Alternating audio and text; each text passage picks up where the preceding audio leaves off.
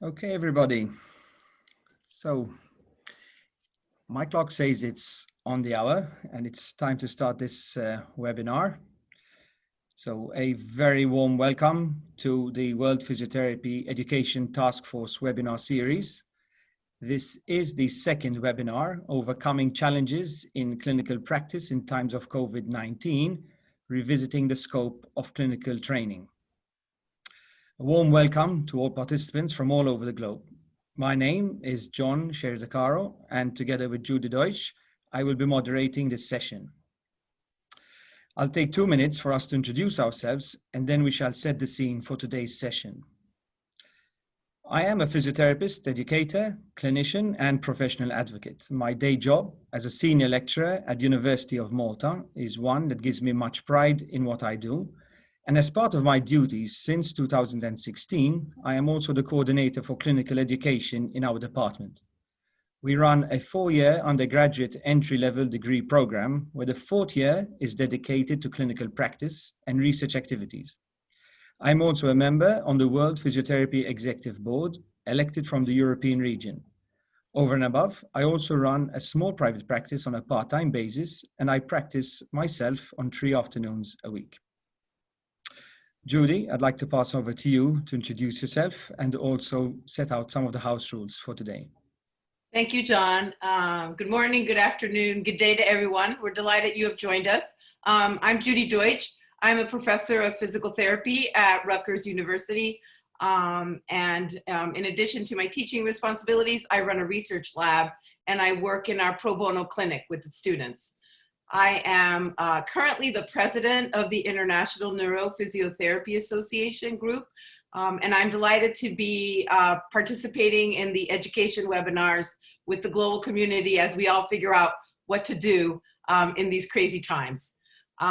Before kicking off, I have some housekeeping information. Please, microphones and cameras have been turned off, so don't be alarmed about that. We encourage you to ask questions during the webinar by using the question and answer button at the bottom of your screen. You can pose a question to a specific presenter by indicating their name at the beginning of your question, or pose a question for the whole panel. Speakers will answer your questions in a moderated question and answer session after all the presentations are completed. If we run out of time, speakers will answer the remaining questions on the World Physiotherapy Facebook group, which has a network for physiotherapy educators group specifically dedicated for this purpose. If you experience any problems during the webinar, please email them to us at the email indicated on your screen. And we will open a poll just so that we can get a little bit of a feel of who's in the audience. And please answer the questions when it appears on your screen. Thank you very much. It's now time to hear from our speakers. So I'm going to turn it back over to John. And please take a moment to answer the poll so we know which physiotherapy region you are coming from and what your role is. John? Thank you, Judy. So whilst our participants take time to answer the poll, I'll just set the stage for today's webinar. The aims of World Physiotherapy's COVID-19 Education Task Force are to establish the impact and consequences of COVID-19 in the short term on physiotherapist entry to practice education, as well as to map and share best educational practices and resources in responding to the current crisis. We also wish to consider collective responses to the consequences for physiotherapist entry to practice education in both the short and medium term, whilst also looking at longer term forecast horizons and issues that may need to be addressed. We have designed this webinar series for World Physiotherapy member organizations, physiotherapist educators, regulators, student physiotherapists, and clinical educators. Today, we have the pleasure and honor to welcome 3 speakers from different corners of the globe. Soraya Maart from South Africa, Joost van WIjchen from the Netherlands, and Dyanna Haley-Rezac from the United States. They shall share their experiences in dealing with this crisis as it relates to clinical practice, and more importantly, how this impacted and impacts on student and early career professional learning and development. A number of important questions have been asked within our community of educators that slowly and surely need to be unpacked, discussed, made sense of, and considered as we collectively navigate through these turbulent times. These questions include how to ensure the achievement of new teaching approaches, especially hands-on practice, the experiences of clinical teaching in a hospital setup, the presence or otherwise of academics on hospital wards and clinics, students' uneasiness and concerns with regards to limitations of placements, whether or not students should be allowed on COVID units and treat persons affected by COVID-19. These are just a few of the questions that are out there causing anxieties and worries. We hope that by the end of the session today, we will be one step closer to overcoming these challenges in clinical practice. And now, just a quick look at the poll. We can see that we have quite a distribution from across the globe. About 61% of the participants are actually from the Asia Western Pacific region. And then we have an equal distribution from Europe and the North American Caribbean region, and a few participants that have joined us from Africa and South America. We also have quite a distribution amongst the roles of the participants, with just under half of the participants being academic educators, but we also have clinical educators, clinicians, and students who are joining us. So without much more, it's now time to hear from our speakers. Each speaker shall have 10 minutes for their presentations. And as mentioned earlier, we will hear their presentations and then start with a moderated question and answer session after that. So I'd like to hand over the word to Soraya. Thank you, Soraya. Thank you very much for the opportunity to present on this webinar. As you heard, I am Soraya Maart, and I'm an associate professor at the University of Cape Town in the Division of Physiotherapy.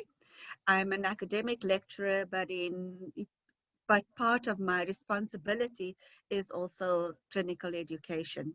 And years ago, I used to be the clinical coordinator within our division. I'm going to share with you our experience of the COVID-19 pandemic. If I can just share my screen. Okay. I'm unable to move from the screen. Okay, so the focus area of my talk is going to be just the exposure that our students had or lack of exposure due to the pandemic, how students experience that and their feelings around competence, and then also our legal requirements, which is introduced by our Health Professions Council of South Africa, and then try and answer a little bit on the question of professional identity and physiotherapy role within the pandemic. At our university, our students get exposure into, and I'm sure it would be globally, musculoskeletal, cardiopulmonary, pediatric neurology, and urology, all of this within a community-oriented approach and primary healthcare approach. Due to COVID, the pandemic, our students were left out of many of these facilities. They could not be exposed to any community settings, care of the elderly settings, and because of lockdown, they had no access to the schools. But within South Africa, our students or healthcare workers draw on the same skills as other highly infectious diseases. We still have a very high burden of HIV and TB in the country. So students are familiar with precautions when dealing with highly infectious diseases, as well as PPE. However, when dealing with COVID-19, it seemed as if there was a separation made from COVID-19 and other infectious diseases, and the anxiety levels around dealing with COVID-19 was just raised. I've mentioned the lack of exposure to particular sites, but more importantly, in our final year, our students get exposed to ICU, intensive care units, and because these facilities or ICU was predominantly for very ill COVID-19 patients, our students were not allowed to work in the ICUs. So when we speak about the clinical competence and how students experienced it, they tend to feel less competent now because they weren't exposed to all of the sites that they normally would have been exposed to, or that they had limited availability to patients because of the general rehabilitation and outpatient departments that were closed. So students didn't necessarily see the number of patients that they normally would be used to seeing. Legislative-wise, our Health Professional Council conceded 100 hours for non-patient contact in the training of our physiotherapy students. We normally have a rule of 1,000 hours over the 4 years that students, when graduating, need to have 1,000 hours patient contact, and they have conceded 100 hours just for the final years. These hours we used in training students on campus and not necessarily exposing them to the clinical area. So it was through simulation and small group teaching components that we used, and we tried to make up the 100 hours differently in the current clinical setting. So with the professional identity of our students, nationally, in the management of COVID-19 patients, physiotherapists were lauded for their role in the management of the patients. However, our students were not part of that and were somehow denied of the exposure. So the question that we can actually ask is, how do we foster collaborative practice in times of crisis, and whether we do actually allow our students to gain necessary skills in managing pandemics and crises. In saying that, I mean, we do need to understand that the primary responsibility of the university and the university where I am is to protect students, and obviously protecting students from high risk sectors, and that again would be in the case of highly infectious diseases. So I think globally we need to, or as a physiotherapy organization, we possibly need to start thinking about at what stage and where in the training of students do we protect or expose in creating and fostering a professional identity. I've mentioned before that in response to COVID-19, we had to make use of a lot more simulation work and lab work.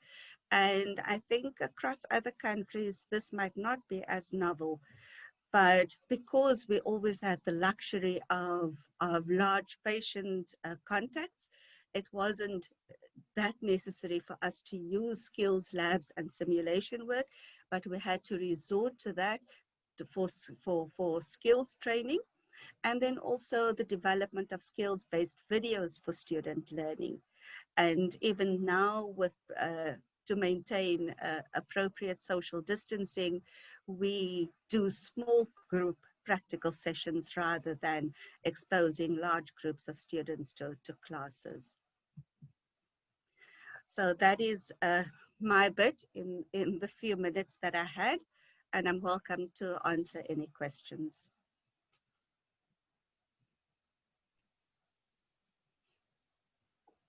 Thank you very much, Soraya. Thank you, John.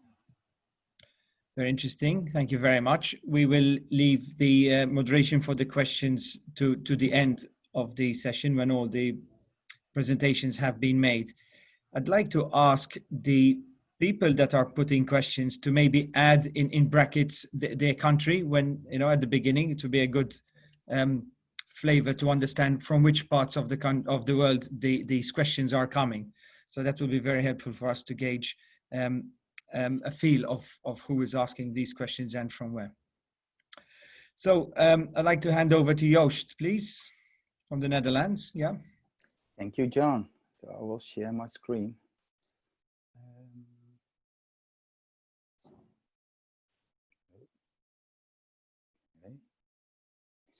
Okay. Well, nice to meet you all. My name is Joost. I'm a senior lecturer from Han University of Applied Science in Nijmegen, the Netherlands. Well, it's a small, close place close to the German border, right in the middle of the current COVID situation in Europe. And I want to join you a little bit on the experience that we had together with our upcoming colleagues, the students, in our university, and actually even students or upcoming physiotherapists around the globe. As we all notice, normally when we look at university education, I would say that we plan a line which is more straight as the left one. Well, actually, in general, we always see the right one, which is happening, especially if you go to the individual students. This is something that we occurred from years ago, and we all know, but at the same time, we have a system which actually tried students to help to go a little bit more to the left line so they keep on increasing. What we've been doing during the last years, we got a kind of influenced by the work of Gloria de Alba, who started to share with us that if we are to do the best by our students, we have a responsibility to promote learning by all of them, and not only those who can learn despite our teaching. This is something what happened some years ago, and together in an experimental group of students, 5 years ago, we started in the Delta stream to think, what if something strange is happening and an uncertain? So that's actually a group of students we thought to do it a little bit differently. This came quite in hand when COVID crisis kind of emerged on us. And out of the blue, as we all did, the world changed. And all our ideas concerning physiotherapy education, practice, and actually the place of physiotherapy changed. It changed away from the reality, from the physical reality, into a kind of a global or virtual reality. And we had to emerge in that. In that time, when it starts coming up over the world, we had conversation with the students, and some of the students are thinking, can't we do something for the world? Those were actually first and second years physiotherapy students, undergrads. We start thinking, can't we do anything? So we can't probably work in a hospital, so we can't work with the patients who got COVID, but actually, can we do anything to prevent for getting COVID or prevent them in physical activity and mental health? During the weeks before, we were working with the Global Action Plan for Physical Activity from the WHO, together with Exercise Works. And the students got to start thinking, can't we create an online platform so to help people who are staying at home to stay physically active, to make a kind of a connection and being there. That was on March 12th.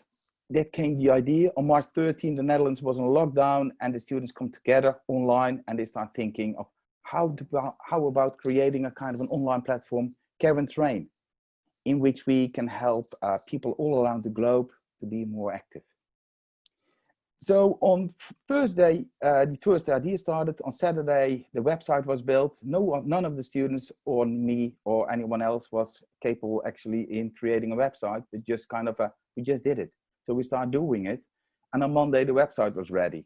On Tuesday, it was a kind of an invitation to other universities and students all around the globe to connect to us. So we started first with Nottingham University and Bergen in Norway. Then Malta came along together with people from Lausanne in Switzerland, China, South Africa, Chile. It started all over the globe. So we get more and more experiences. And the students really start thinking, okay, what can we now build up? And in this time, they started actually to start experimenting. And they started experiencing by getting together, building up the new things, and really looking forward that physiotherapy in itself was not, as they thought in the beginning that it's something they do to people, but now they start using actually the physiotherapy in a way that they do it with people, and maybe not only if they see the people, but what if they don't see the people? Kind of what we did with teaching in a kind of asynchronous way, they started also to create therapy in an asynchronous way.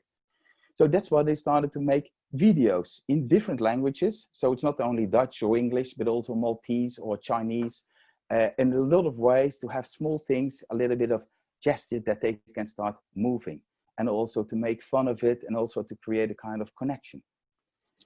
The nice thing is that it's not only helped the students in themselves to get a little bit of a better understanding, it also helped them towards the world, but also in a kind of a connection towards each other, because everybody was on lockdown and they felt a little bit more of an, oh, I'm of service towards the world, towards myself. I started learning, they took responsibility, and they really felt their professional identity increasing. And that was quite nice for us to see, that they started to change from being a student of physiotherapy into becoming physiotherapist. So their professional identity changed, the self-efficacy changed quite a lot. They start to help each other. They start to give reviews also concerning the movies, concerning the input. We had a lot of discussions between students from different countries, within countries, about the content. What is physiotherapy? What can we do? And at the same time, what was quite interesting to our place is that physiotherapy will probably never be the same. That's also what they say. So physiotherapy is now no longer only in a laboratory or live, but it is also goes to the online realm. So we go to a world in which physiotherapy actually is something which is synchronous live, but also asynchronous and online. So it's a little bit of a more and a larger understanding. And that say, the COVID in itself kind of helped us to bracket possibilities, but at the same time, this kind of bracketing also create new doors to discover together with the upcoming colleagues. And they got quite, I would say, creative, innovative, and finding new ways of dealing with it. So at the same time, they also started to create an online practice, which was first simulated, so to help patients in an online world, because they noticed that we can't keep shut constantly, so we have to start working. You can do a lot of the physical assessments also online, but it is a little bit more difficult than when it's live. So, but still, they want to try it, and they start doing it. And at the end, we even got a music form, which was Roger Carey. We took the lead, and we created Karen Train Music to have a kind of a different way of music and songs and having this connection and being there for the rest of the world. I think that this COVID, which was really a difficulty, also created new opportunities for people, and also the systems that we work in and sometimes feel a little bit constrained. Actually, they now created a kind of a challenge to see for new ways of working as a physiotherapist and as an educator. So, thank you. Thank you very much, Joost. It's really a nice and lovely talk about innovation, seizing the opportunity and creating something that we didn't expect could happen.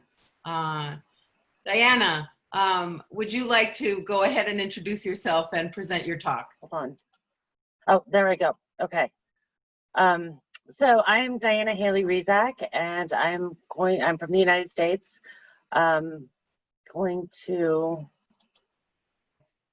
Okay, so a little bit about me. I have 4 main roles in physiotherapy profession. One is as a clinician. I'm co-owner of a private practice in Colorado Springs, Colorado, in the United States.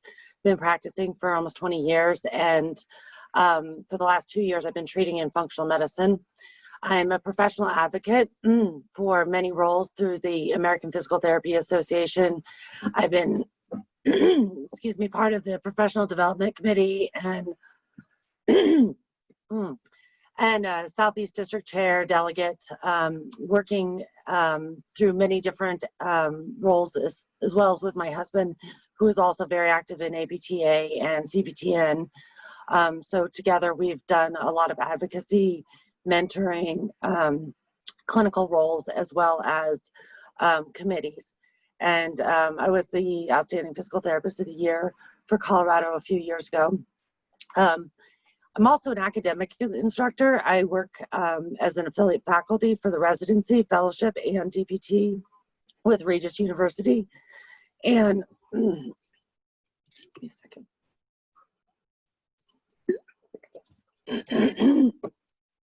And I'm a guest lecturer for various DPT and PTA programs outside of Regis University. And I had a national teaching Con Ed course for about 10 years. My husband and I do a lot of continuing education. But I'm here as a clinical educator mostly. I'm an advanced clinical instructor for the APTA. We have about 15 to 20 DPT, PTA, residency, and fellowship students each year at our clinic. And this last year, I was honored to be part of the American Council of Academic Physical Therapy guidance on participation in clinical education experience. That was, those guidelines were put out earlier this year to help. It was a rich discussion between many different facets of clinical educators, universities, and trying to figure out the risks and challenges of returning students to clinical education and how we could still get a rich clinical education experience during COVID. And then 2 years ago, I was the National Sign Brunstrom Award recipient for APTA's Excellence in Clinical Teaching. So kind of where we were early 2020, the biggest thing, I mean, it seems so far from us. There were other countries that were much more impacted. Our biggest news was our president's impeachment trial, being acquitted, and Kobe Bryant. And we really just thought it was very far off. And then all of a sudden hit New York, California, Florida. And one of the things I might note for the United States, which is a challenge for us from a health standpoint, is we are at our unhealthiest population that we've ever been, with an 85% increase in autoimmune disorders over the last 30 years, significant increase in obesity, and over 50% of adults in the United States have a chronic disease, and almost 50% have 2 chronic diseases or more. So 1 week before our lockdown, if you will, we were operating in thriving practice. We had 7 PTs at the time. I kind of note our 3 therapy dogs and 2 bunnies because they're a big part of our healing process. We were mentoring 4 DPT students who were in their final rotation, and we had quite a few interns, residents, and fellows upcoming. We had a very full caseload, 1,200 patient visits per month, and I was planning on going on a month-long immersion with Regis University to Peru the following week, and that got canceled. So we got locked down in Colorado on March 16th, and for that, the Colorado stay-at-home order basically allowed critical businesses, including health practices and physical therapy clinics, to remain open, which is a big deal because some of the others were not, like optometrists, dentists. We were considered essential where some other medical clinics were not.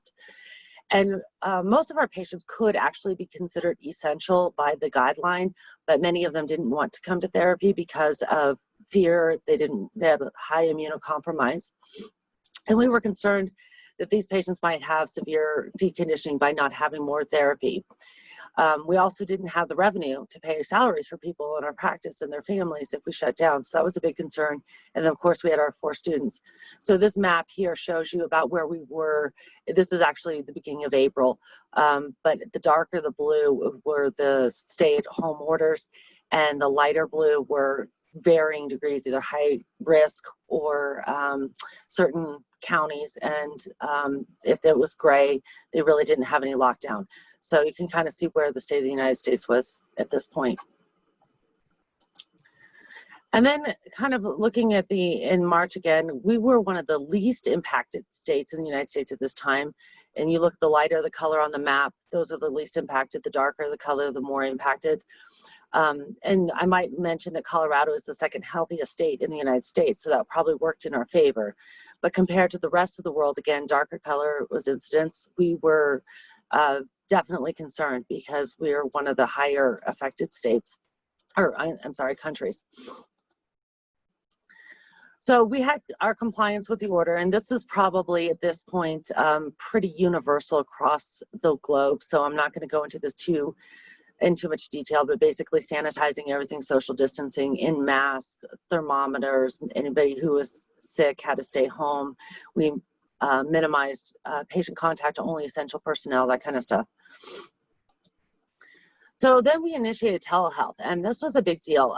We were one of the very first clinics. We hit it right off for two big reasons. One, I had been practicing functional medicine via telehealth for a year and a half at this point, and our combined section meetings, which is one of our national conventions, had been held in February 2020, and most of my team went to programming on telehealth. So we'd already been discussing it, how we were going to implement it. It had been part of our practice discussion.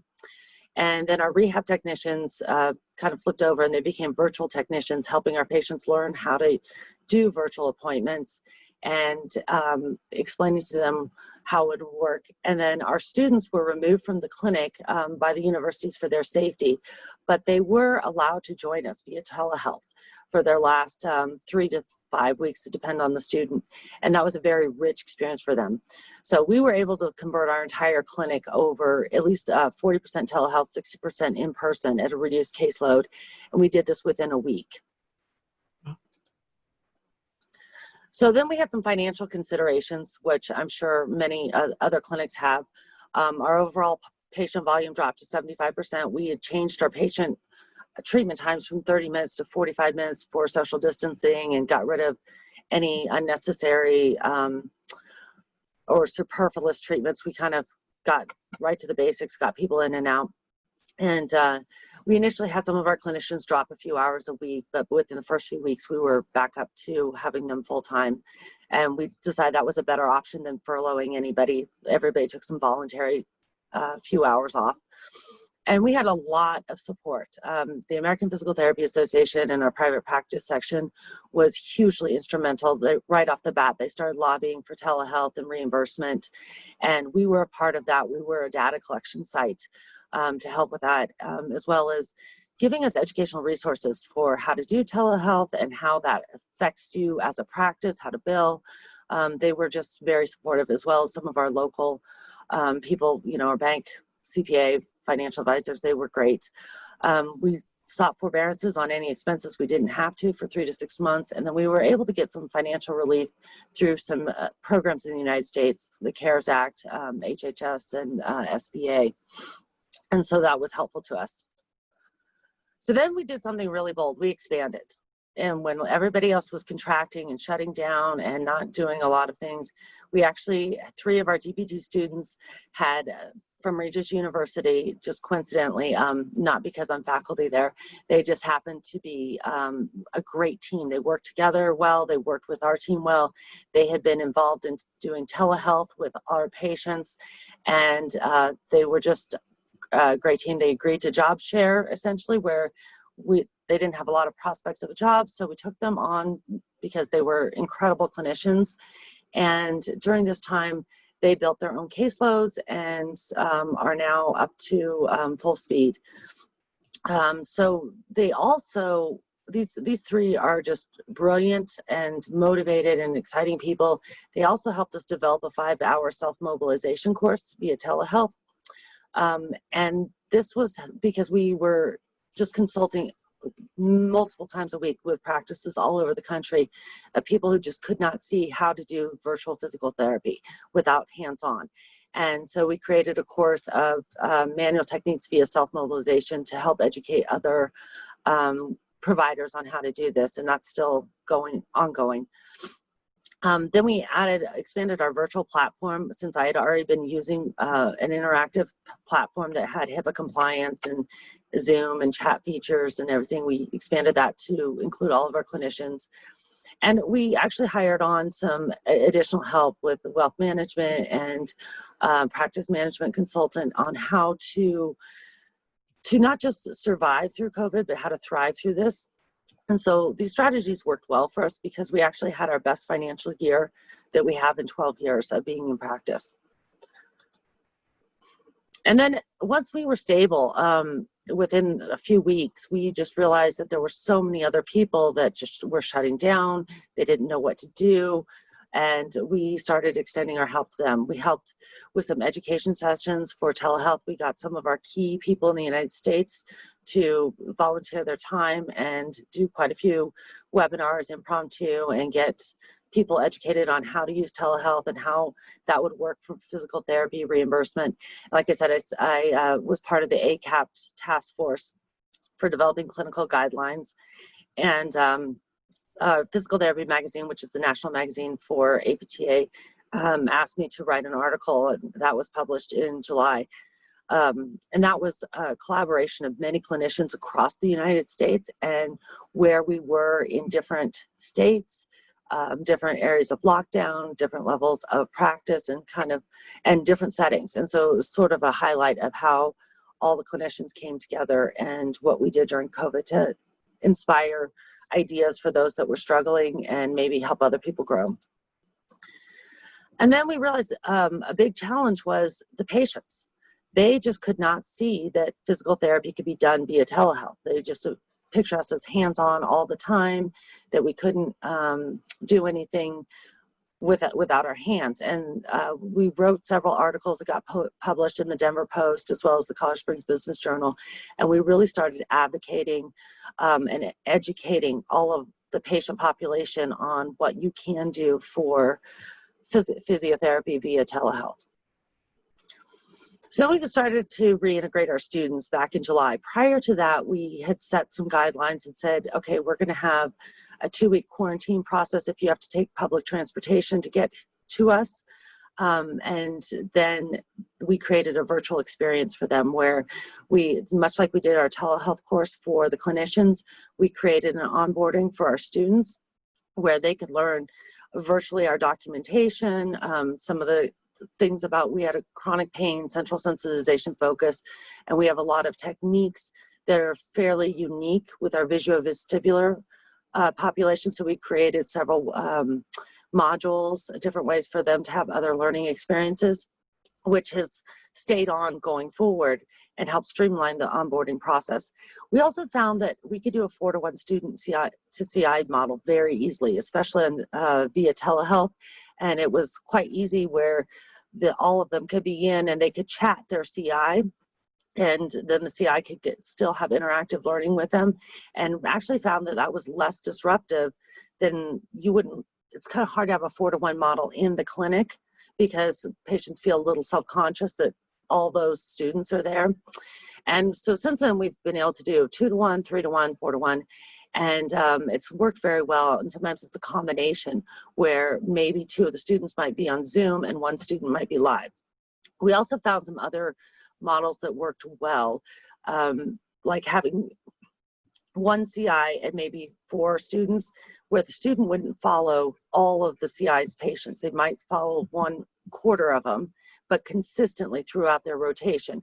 And students would rotate in and out depending on which patient was being seen. And during the time that they were down from patient care, they were researching, reflecting, planning what to do with this patient. And we also had them kind of dive deeper into areas that interest them and do in-services to educate each other and the rest of the team. And then we have the students work in teams, which has worked very well. They get to collaborate, so it's not just 1 student having to come up with the answer. Sometimes 2 or 3 together can come up with a richer and broader perspective of what the patient needs and where they need to go. So the other things that we've had challenges in the United States is literally fueling the fire. Is we've had rampant fires, which is kind of the coughing right now. We are under a lot of smoke here, and the air quality is already really poor because of the smoke. So that's increased the respiratory illness risk, which is a factor for our COVID patients. And we also had 2 major fires in recent years, which devastated whole communities. And there's a lot of re-victimization and trauma there. So COVID treatment has become a big part of our practice. And we're treating a lot of patients post-COVID, as well as those active COVID via telehealth. And then, of course, we have a lot of political unrest going on in the United States. If anybody follows the news, I'm not going to go into that here. And then just the COVID pandemic, I think, is going to leave its scar, whether you were directly affected by the virus or not. Just the isolation that people are feeling, all the missed important events, graduations, birthdays, weddings, funerals, and just widespread fear. I think this is going to be considerations that we need to be looking at going forward with our physiotherapy, because the trauma-informed care is going to go at a higher level. So what did we learn during this process? One, telehealth is a valuable component to keep, and we are trying to advocate for that in the United States, both from a legislative standpoint, because not all states had it, that we do now, but some states, Colorado had it all along, but some states had, they had it, but it's been temporary. They have an expiration date, so we're working to extend that. And also with a reimbursement from insurance, because a lot of insurances also have expiration dates on telehealth, so we're advocating for that. But we feel that telehealth is really important to keep, to access therapy for remote patients, or if you need a specialist, somebody who can't make it in from transportation, a sick child, they're sick, weather, which we have a lot of snow in Colorado, home evaluations, consulting with other providers with the patient. And we've been doing a fair number of that during this time too, where it's kind of nice if you have another provider in a different state who's a specialist, you can be on with that provider and the patient for a consultation. And we found that leveraging our time and the internet for education was a valuable thing that we wanted to keep. One, doing virtual PT education and educating physiotherapists on other techniques. We can do a lot virtually. We also found that with our clinical education students, residents, fellows, the onboarding clinical ed took a lot of burden off the CI by having all of this automated and recorded for them to watch the videos and learn things like documentation for our system. And then patient programs, which we're moving into now, we're finding that this is a good way to reach more patients virtually on a lot of things like health, wellness, lifestyle modification factors, things that we just never seem to have enough time for in the clinic. We're trying to create some virtual experiences for them. And then we found that expanding our schedule allowed for more optimal billing and care. So where do I see physiotherapy going forward? Definitely keeping telehealth and the reimbursement, educating our patients and our payers on the value of physiotherapy. That's something we just, it was very evident we don't do that enough. And then the post-COVID rehabilitation across all settings is going to be a huge thing, as well as trauma-informed care. And I think in the entry-level curriculum, including telehealth and COVID rehab, is going to become important. This has been said a lot in the United States, but also other parts of the world, is there's a lot of research on exploring multiple models of 2-to-1, 3-to-1, 4-to-1 models. And we found that they can be very effective and not just a reasonable solution for people who are misplaced or not able to go to their clinical, but it's actually showing to be very beneficial and a very powerful tool for education. Dyanna, I'm gonna thank you only because we're getting a lot of questions and there's a lot of nuggets in your talk already. I'm sure you have more to share, but I want to make sure that we do have time to get to everybody's questions. Okay, perfect. Thank you so much for your talk, and to all of our presenters for just really interesting perspectives on challenges and opportunities. So John, should we go ahead and take some questions from the audience and share them with everyone? Yes, Judy, for sure. There are quite a few questions already that need to be addressed. So there was a specific question. I pull my questions up here before they slide away. There was a specific question for one of our speakers, which we'll start out with.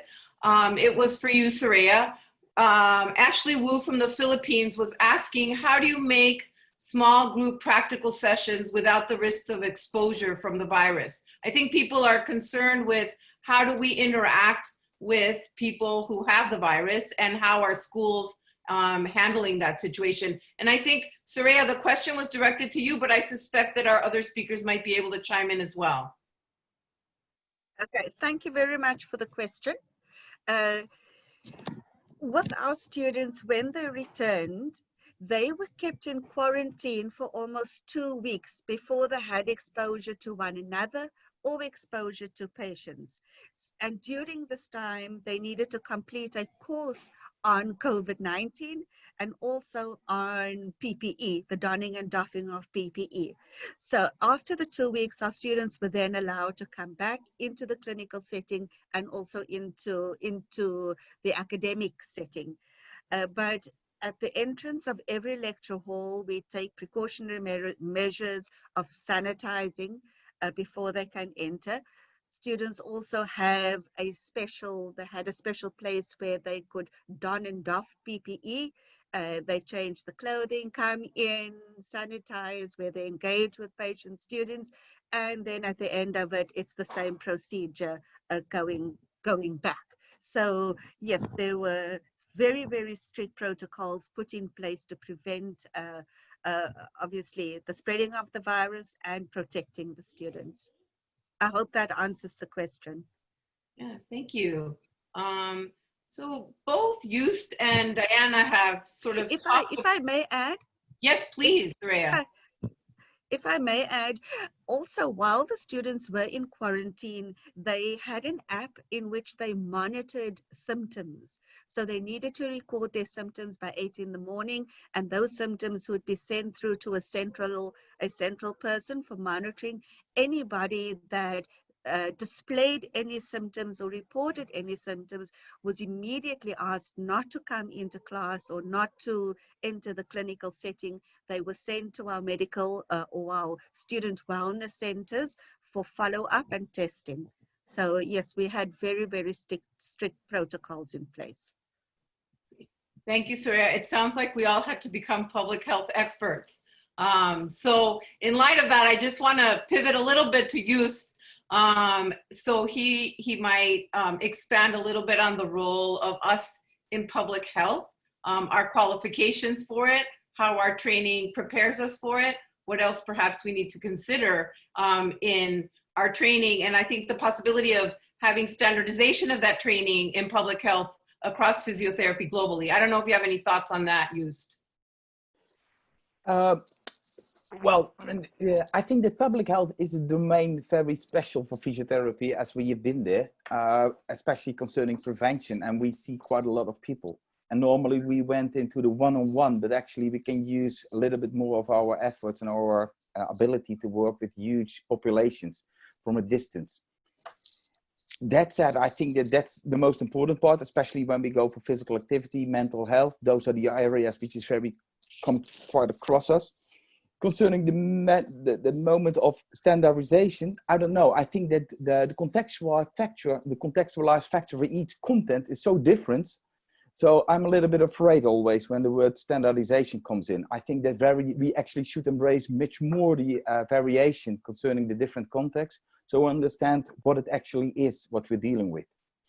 In addition, for example, when we, in the Netherlands, we had a kind of a liberal part concerning lockdown and the use of PBA, but actually we constantly went into discussion with the students. So it's not only by forcing them to use PPA, but actually to get a sense, what does it mean? Why is it for? What does it mean for the other people?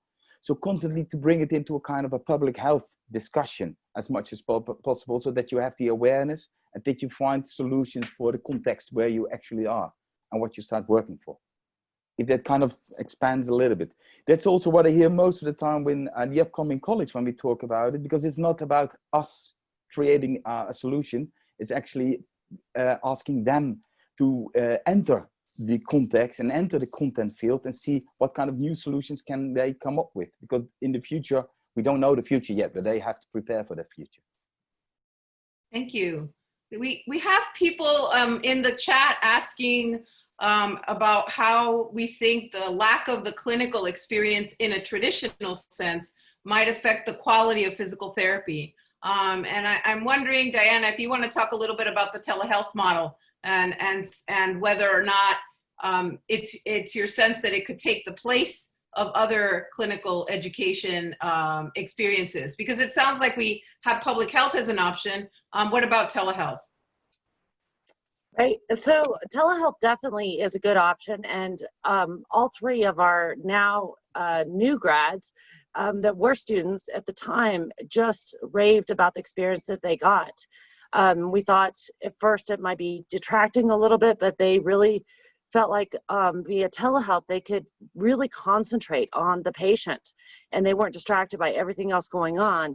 And they found that it was a really rich model. So I really see a place for telehealth, for clinical education to happen, as well as for us to explore other models of, is it really appropriate for a student to have a full-time caseload? Sometimes that is too much for them to really get in depth. So that was a big part of the ACAP guidelines on other models, not just to get their clinical hours, but how to give them the most rich experience that they can have. And somebody specifically wanted to know if the students use their own computers, if you could add to that, Dyanna. And then I think Joost had a comment also. No, at our clinic, they used our computers. We sent them home with them. Yeah, I just wanted to add that because I'm completely agreeing with Dyanna concerning telehealth, because what we now say is that humans as we are, we move from only the physical realm, we go also in the online realm. So we kind of become a kind of a human cyborg. So we also have to adjust to it, so that we have physiotherapy not only in this physical world, we have to expand the different worlds in different time zones, spatially and temporally. So it gives a new idea.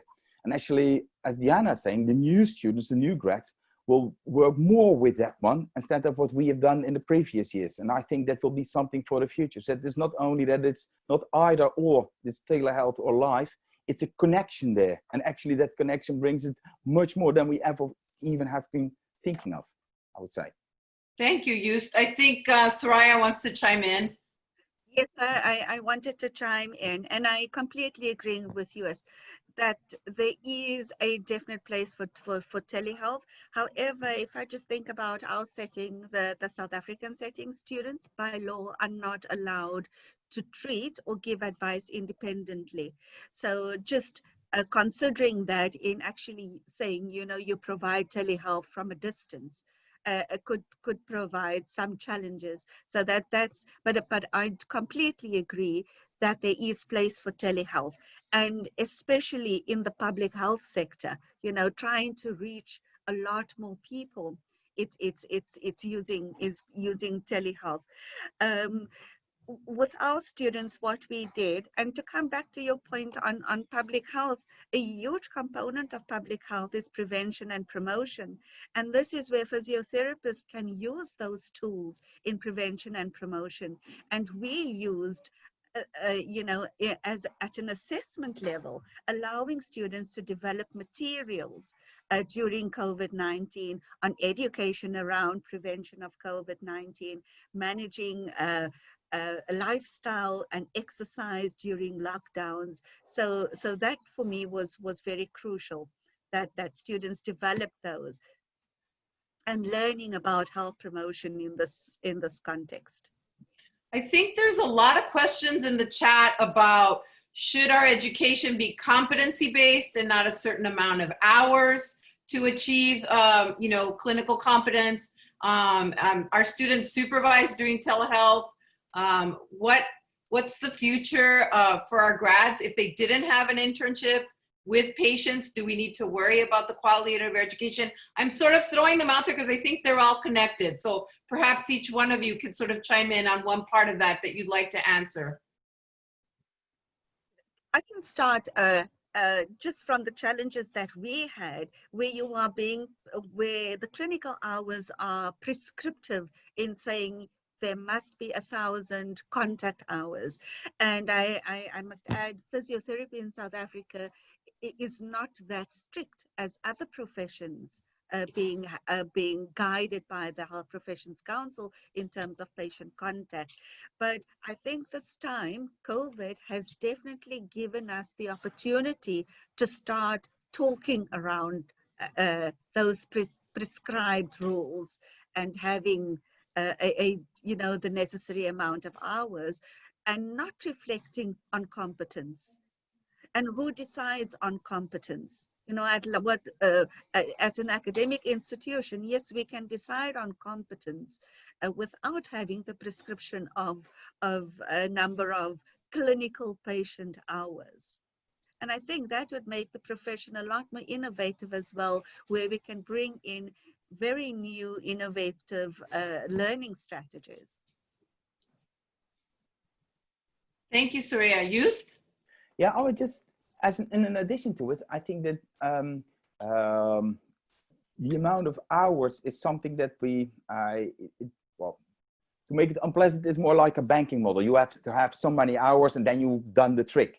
But actually, it's about the upcoming professional who feels confident in their own way of working, as Soraya is saying. So the competence comes from within, and actually in an interaction with the world or with the Society of Physiotherapy and with society. So I think it would be nice that we look upon a little bit more concerning competence and competence building, or actually capability building. So being competent in an uncertain circumstance, and look upon our students not as students, but as learners and actually upcoming professionals. So from day one, they can do things. They are not like, they are not helpless.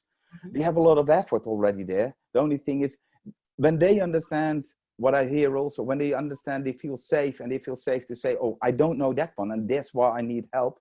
Then you get a little bit more collaborative way. So I think there's a safety in it by going to be more practical in the things that you do togetherness, instead of teachers saying that is what you can and can't do. No, it's a mutual thing between teacher and student. Yeah.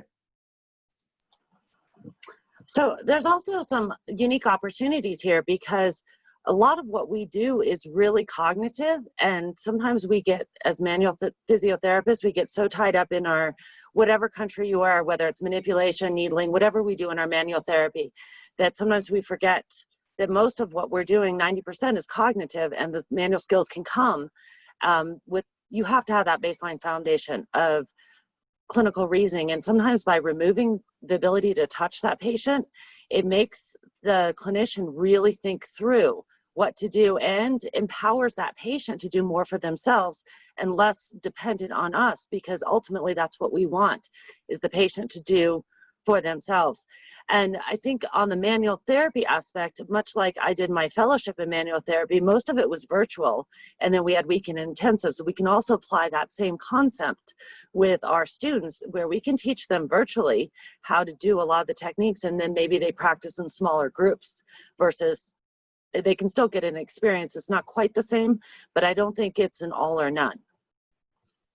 Thank you. Thank you. Judy, Yeah. Judy, I'm picking up a few more questions here to continue on this topic, but from a different point of view. So we're talking about creating a different world order, if you like, on physiotherapy and how to adapt to this model. But there are some questions that are concerned with regards to regulation and what will happen to physiotherapy students who are graduating in this year, when they might not have reached the necessary amount of hours that are dictated, if you like, by regulation. So there's one aspect of wanting to live in a world order that seems, great, but then there's another aspect that grounds us down in regulation. And I was wondering whether Soraya could mention anything more. She did mention something in her intervention about hours, and maybe Dyanna has some experiences, since you are sitting on some of these boards, maybe, that looked at these things. I'm happy to start and just respond to the question. I think within our context, it is very unlikely that students would not have had the amount of clinical exposure in order to graduate. We are making it possible for students, even if it is with staff volunteers, to gain necessary exposure to treating conditions. So there won't be a lack of clinical hours going forward that will prevent students from graduating. The concern, however, is with the junior students. Our students in third year, they are also losing hours due to COVID now. And the concession has not been granted for us to use an alternative form at the third year level, even though we have made the request for consideration. but we are convinced that, you know, students will not be held back because they did not complete the required 1,000 hours.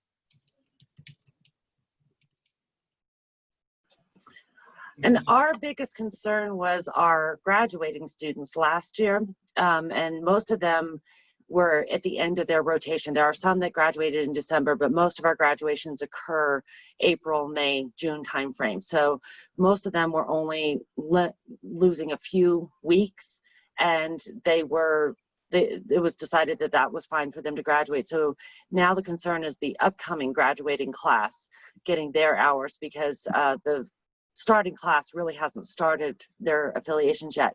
And there's a lot of discussion being done on how to have different alternative models. Fortunately for us in the United States, because we do have telehealth, that counts as their clinical hours. And we have been able to create the 4-to-1 model. We've been absorbing some of the sites that are still open and able to take students and handle this model, have been taking students from other sites that were not able to take them. So it's been a harder burden on the universities placing them, but there are sites like ours that are pulling them in. So I don't foresee us really having a lot of issue with them not being able to graduate and getting their required clinical hours. It just may look a little different. I think it's the same in the Netherlands. We don't have any problems with the ones who just graduated. We could fix it. At the same time, the ones who are now there, they're also starting to create more within telehealth of combination, the kind of hybrid form of physiotherapy. The biggest problem we had actually was with newcoming students for the first and second years, because schools were locked in a lot of the time and they didn't have the time to practice. So we recreated the whole educational system. So we cut out all the classes, no more classes. We put actually most of it online, and we created extra opportunities to come to university in small bubbles where they can practice for themselves and create feedback matters. So that was for the whole summer period. So the whole summer recess was kind of a little bit suspended, but people could come to school. And the university is open from 8 o'clock in the morning to 10 o'clock in the evening, so that students in small groups can be guided by fourth year students and also by teachers in practicing their hours. So every time that the university has an opportunity within the COVID regulations to create it, to do it. Because I think that most of the time it's not only the regulations which is important, but also the feeling of the upcoming professional, that they feel sufficient in having their knowledge and their practical skills and their competence in physiotherapy, so that they can still master it. That was something that we really had to adjust. So by keeping it to the normal classes and instructions, that wasn't possible anymore because it's too many small groups. So we had to create new systems in which students start working together and all the time. Thank you, Joost. I'm mindful of the time as well. We've just passed the hour, but I have one more question coming in from somebody from Lebanon. And I think this might wrap up the question and answer session for this particular session. Also because it concerns the students, looking at it from the students' perspective as well. And it's just asking about what are your experiences about student mobility with regards to, you know, internships in different countries. Have you had any particular problems or issues with these at the moment? Quick round. I will start again. In South Africa, and especially at our university, I am based at the famous Groote Hospital that performed the first heart transplant. So we get many students from Netherlands, from all over the world coming to do their internships. However, our country has closed borders, if you can put it that way, for international travel, and is very, very strict on whom can enter. So depending on the country that you're coming from and the level of infectious rate within your country, they would approve whether you would be able to come. And so it's not dependent necessarily on the university whether they will accept you, but it is more on the country and whether the country will accept international visitors and students. I think it's the same in the Netherlands, that the Netherlands is quite closed. So if students can come, they probably have to have a 2-week quarantine if they have an international internship. But actually international learning makes it actually much easier at the moment, because the collaborating beyond borders is so easy, like Karen's Train project. So you see a lot of more students who engage even more in international project than before, but not on an internship level, but actually more on a learning or clinical reasoning workshops that they do with different students from different groups or from different countries.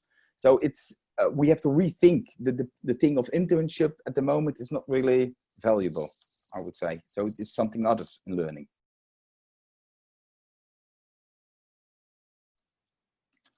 Okay. So, Dyanna, would you like to add anything up before I wrap up? So it's probably not as much of a challenge for us in the United States because we don't have a lot of international students, but our country is very large. And most of the time, what we've been doing is most of the time the students have been driving across country versus public transportation. And if they have to take public transportation, they've been quarantining, but it's not a huge issue for us. Excellent. Thank you very much.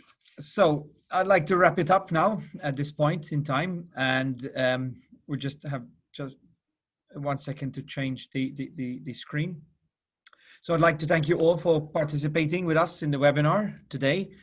Thank you to all the participants from all across the globe. A very big thank you to World Physiotherapy for putting this together, and also to our speakers, Soraya, Joost, and Dyanna.